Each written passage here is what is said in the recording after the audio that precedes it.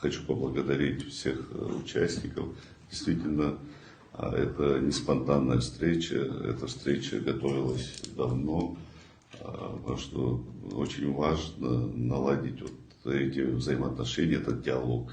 Сегодня у нас на самом деле уникальная возможность общаться и встречаться не под воздействием каких-то политических кризисов, каких-то митингов и так далее. У нас есть возможность достойно, смотря друг другу в глаза, поднимать все те вопросы, которые волнуют наше общество. Мы один народ, у нас один общий дом, у нас нет целей, которая бы отличалась по своей сути. Еще раз хотел бы отметить, это сохранение нашего статуса независимого государства, сохранение суверенитета, создание благоприятных условий для проживания граждан нашей страны.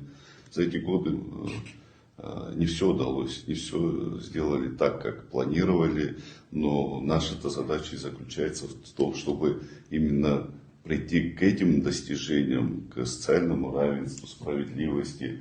Отказываться от этих целей, не идти по этому пути будет неправильно. Это наша историческая миссия, наша всех общая перед собственным народом, перед государством. Я считаю, что есть вопросы, вокруг которого мы должны объединить свои усилия. Это вопросы военной безопасности, вопросы энергетической безопасности, обеспечения безопасности, экономического благосостояния нашего государства. Это вопросы политического диалога. Каждый гражданин нашей страны понимает, что значит для нас политический диалог. Это стабильность в обществе, это стабильное развитие государства.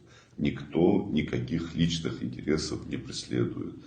Я сегодня вижу, что со всех сторон, со всех политических платформ есть понимание того, что мы эти усилия должны объединить. Я благодарю вас за эту возможность.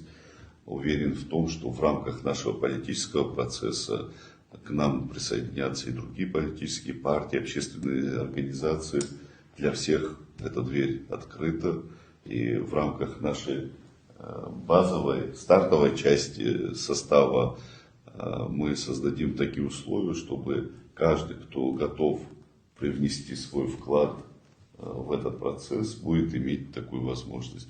Для нас общая цель – строить свое государство.